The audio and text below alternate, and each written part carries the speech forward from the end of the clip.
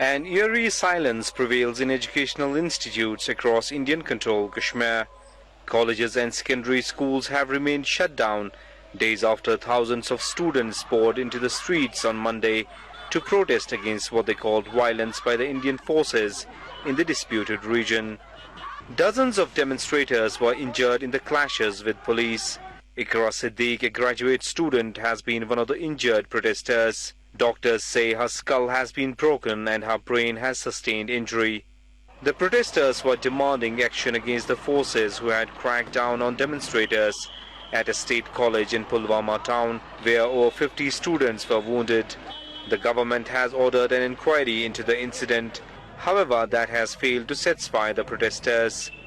Pro-independence activists along with students have held several rallies to voice their anger at the incident. Analysts believe the mass protests by students reflect the growing discontent with the Indian rule. It has been a spontaneous, unprecedented response by the student community. This is the writing on the wall for the Indian state. Unless and until they address this today, they have lost Kashmir. We are on the brink of disaster. And Kashmiris don't care for their life now. Kashmir has been the scene of deadly violence since July last year, after a popular pro-independence fighter, Burhan Wani, was killed by Indian forces. Following Burhan's killing, state schools and colleges faced frequent shutdowns.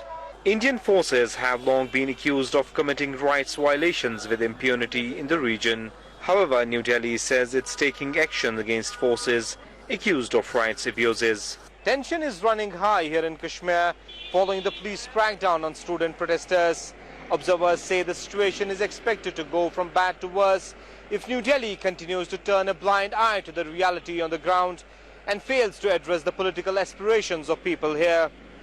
Saidri Safi reporting for Press TV, Indian Control, Kashmir.